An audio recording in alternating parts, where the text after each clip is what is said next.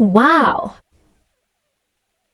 Miss Catherine Bernardo, may ipinaglaban at Mr. Alden Richards. Ano nga ba ang mahalagang natutunan sa kanyang pakikipaglaban sa maraming salamat po. Abaya, hanggang sa ngayon ay usap-usapan pa rin ang katatapos na PGT or Pilipinas Got Talent na Grand Finals kung saan una pinag-usapan si Catherine dahil sa di nakabog sa box office.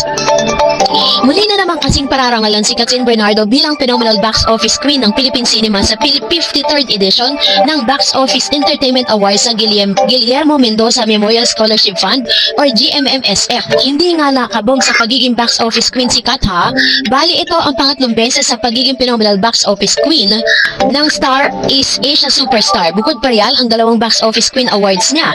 At kung susumahin, mayroon na siyang total of 14 Guillermo Mendoza Memorial Trophy sa loob ng 10 taon. Every year kasi siyang kinikilala dahil sa lakas ng power niya sa takilya.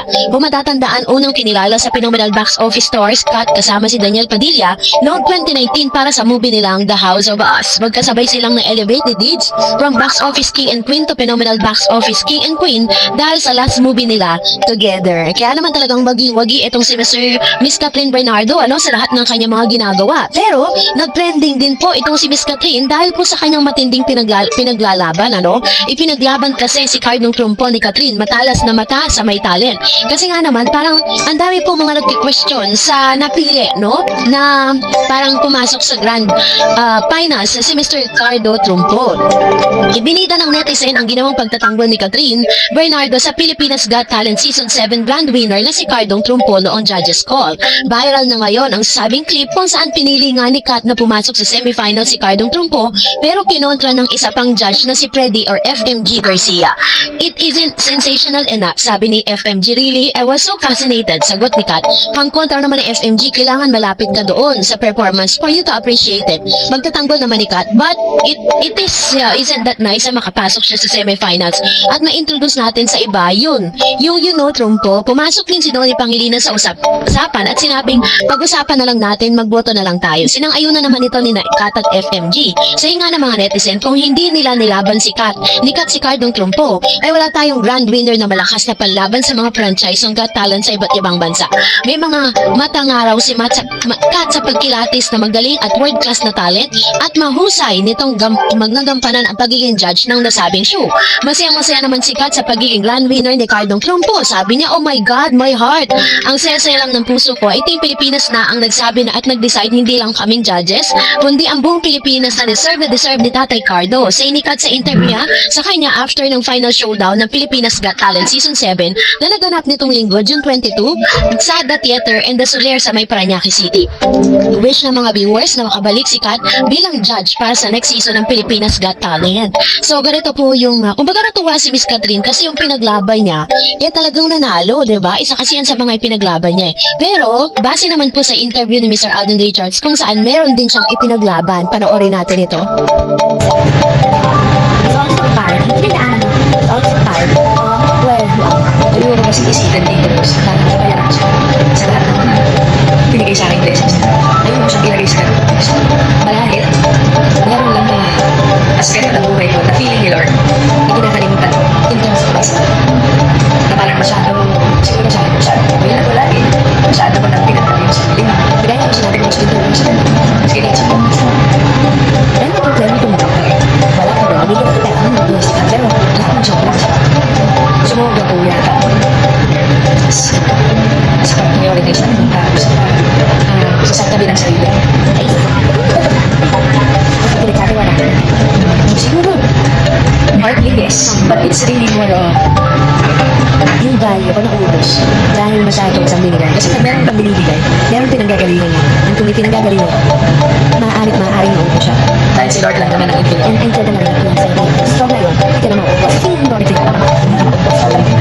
Hindi ka na ulit isasalit yung sarili mo sa isang sitwasyon na alam kong pinuhin ka.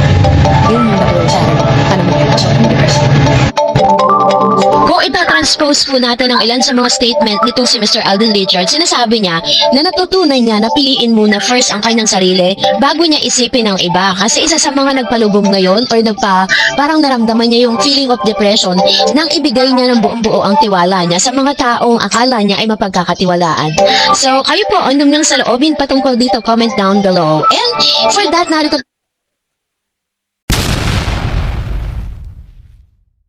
Miss Catherine Bernardo, totoo nga bang may pag-revise ng kanyang kontrata? Salamat po. At ngayong araw, ito na pag-usapan natin kasi sa ngayon po pinag-uusapan ang ilan sa mga or binalikan ng ilang mga netizen ang kontrata ni Miss Catherine Bernardo na pinirmahan po sa ABS-CBN. Noong February 2024 ay nag-renew ng panibagong kontrata si Miss Catherine Bernardo kung saan ito po yung kasagsagan ng kanilang hiwalayan ni Mr. Daniel Padilla.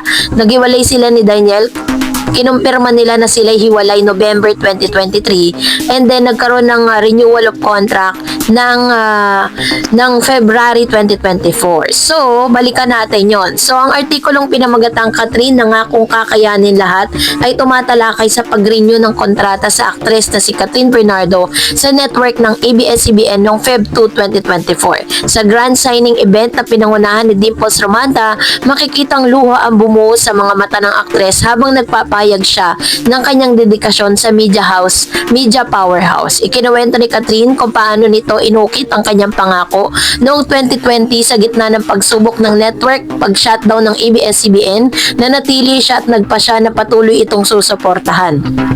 At ayon sa kanya, hindi kita iiwan, mahal ko, sobra yung kumpanya, and together, we will rise despite challenges. Sa seremonya, nagpahayag din ng suporta sa kanyang ABS-CBN executive gaya ni na Carlo Katigbak, Cory Bidanes.